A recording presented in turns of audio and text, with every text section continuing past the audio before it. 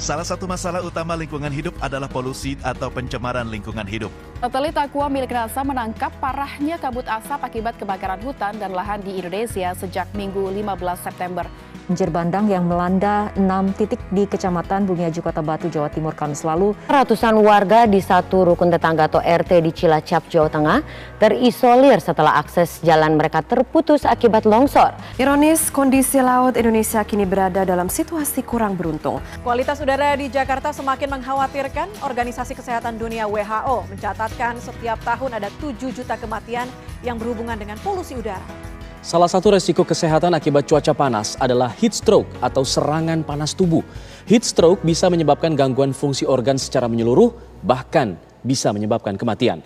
Nah, itulah tadi merupakan berita-berita yang sudah menjelaskan bukti nyata banyaknya kerusakan lingkungan yang ada di Indonesia. Penyebab kerusakan lingkungan hidup penting untuk kita ketahui. Kerusakan lingkungan hidup merupakan perubahan sifat spesifik lingkungan yang mengakibatkan lingkungan tersebut tidak berfungsi dengan baik lagi. Kerusakan lingkungan hidup terdapat berbagai macam bentuk, diantaranya kerusakan ekosistem, pencemaran air, tanah, udara, hutan gundul, hingga tanah tandus. Kerusakan lingkungan hidup dapat disebabkan oleh dua faktor, yakni akibat pola manusia yang tidak bertanggung jawab dan juga akibat peristiwa alam. Faktor alam atau bencana alam merupakan salah satu faktor kerusakan alam yang terjadi secara alami, sehingga hal ini tidak bisa dikendalikan oleh manusia. Meskipun kita dapat memprediksi, tapi beberapa bencana alam juga dapat luput dari prediksi atau peringatan. Contoh-contoh bencana alam yang dapat menjadi penyebab kerusakan alam antara lain gempa bumi. Meskipun kedatangannya dapat diprediksi, terkadang gempa bumi dapat datang dengan sendirinya. Tidak jarang juga gempa bumi dapat menyebabkan bencana alam lain seperti tsunami. Jatuhnya meteor ataupun asteroid yang terkadang kedatangannya dapat diprediksi namun juga kadang tidak dapat diprediksi. Juga badai yang kadang disertai dengan hujan yang menyebabkan kerusakan lingkungan. Juga bencana alam lainnya yang disebabkan oleh alam yaitu letusan gunung berapi. Kemudian selanjutnya, kerusakan alam yang juga disebabkan oleh ulah manusia yang tidak bertanggung jawab. Kegiatan-kegiatan manusia dapat membuat alam menjadi rusak. Misalnya saja, eksploitasi hutan secara berlebihan yang dapat menyebabkan kebakaran hutan dan longsor karena tidak adanya pohon atau akar yang dapat menahan air. Dan itu membuang sampah sembarangan juga dapat menyebabkan banjir. Sampah tidak hanya cuma bisa menyebabkan banjir, tetapi juga bisa mencemari laut dan berpengaruh terhadap makhluk hidup yang ada di laut. Kemudian juga ada polusi yang merupakan salah satu masalah yang hingga kini masih sulit untuk kita atasi. Polusi merupakan salah satu masalah terburuk yang disebabkan oleh kegiatan manusia sehari-hari. Sampah, limbah, dan gas berbahaya yang masuk ke lingkungan juga termasuk polusi. Seringnya kita menggunakan kendaraan pribadi yang mengeluarkan asap dari kendaraan tersebut menyebabkan adanya polusi udara dan juga dapat menyebabkan kerusakan organ sistem pernafasan manusia dan juga hewan. Padahal, keindahan alam Indonesia merupakan daya tarik yang mampu memikat wisatawan domestik maupun mancanegara.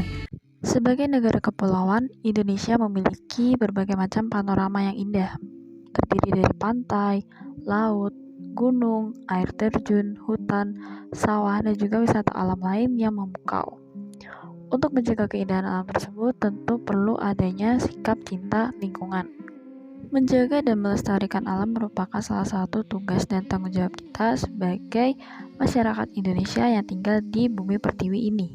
Karena sejatinya alam sudah memberikan banyak manfaat terhadap kita, mulai dari nenek moyang kita hingga saat ini.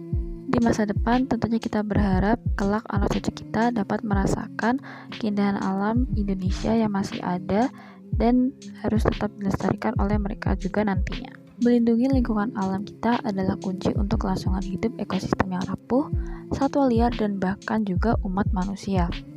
Keberadaan manusia sangat tidak mungkin tanpa kehadiran ekosistem yang sehat. Lingkungan kita terdiri dari semua komponen hidup dan tak hidup dan interaksinya di dalam habitat alami. Pelestarian lingkungan adalah praktik kita sebagai manusia untuk menyelamatkan lingkungan dari hilangnya spesies dan kerusakan ekosistem, terutama karena polusi dan aktivitas manusia. Bumi merupakan rumah bagi beragam spesies hidup dan kita semua bergantung pada lingkungan untuk makanan, udara, air, dan kebutuhan lainnya.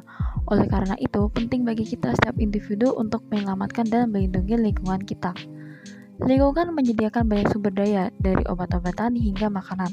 Selain itu, lingkungan adalah rumah bagi spesies organisme yang tak terhitung jumlahnya. Beberapa di antaranya juga berada di ambang kepunahan. Tujuan pelestarian lingkungan hidup diatur dalam Undang-Undang Nomor 32 Tahun 2009 tentang Perlindungan dan Pengelolaan Lingkungan Hidup. Adapun tujuan dari berbagai upaya pelestarian lingkungan hidup terdiri dari melindungi wilayah Negara Kesatuan Republik Indonesia dari pencemaran dan atau kerusakan lingkungan hidup, kemudian menjamin keselamatan, kesehatan, dan kehidupan manusia. Selanjutnya, menjamin kelangsungan kehidupan makhluk hidup dan kelestarian ekosistem, menjaga kelestarian fungsi lingkungan hidup, mencapai keserasian, keselarasan, dan keseimbangan lingkungan hidup, menjamin terpenuhinya keadilan generasi masa kini dan generasi masa depan, menjamin pemenuhan dan perlindungan hak atas lingkungan hidup sebagai bagian dari hak asasi manusia, mengendalikan pemanfaatan sumber daya alam secara bijaksana, mewujudkan pembangunan berkelanjutan, dan mengantisipasi isu lingkungan global. Sikap tersebut mungkin tidak dapat tumbuh dengan sendirinya. Diperlukan pengenalan serta pembiasaan kepada diri sendiri agar dirinya bisa dapat lebih menghargai lingkungan dengan berbagai cara yang baik. Berikut ini merupakan beberapa contoh sikap yang dapat kita wujudkan sebagai bentuk cinta lingkungan. Yang pertama yaitu menghemat listrik jika kita sudah tidak menggunakan barang-barang elektronik. Dengan menghemat listrik, kita dapat membantu lingkungan untuk mengurangi panas bumi. Selanjutnya kita dapat memanfaatkan lahan yang ada di sekitar kita dengan cara menanam tumbuh-tumbuhan ataupun pohon yang bermanfaat bagi kita. Juga tidak lupa untuk bertanggung jawab dengan cara menyirami tumbuhan-tumbuhan yang sudah kita tanam. Dengan cara ini kita sudah dapat membantu alam untuk mengurangi polusi udara. Cara selanjutnya yaitu dengan cara membuang sampah pada tempatnya. Juga mengumpulkan berbagai macam sampah untuk dapat didaur ulang. Contohnya botol-botol plastik ini. Kita juga dapat membantu mengurangi polusi udara dengan cara menggunakan kendaraan umum daripada menggunakan kendaraan pribadi.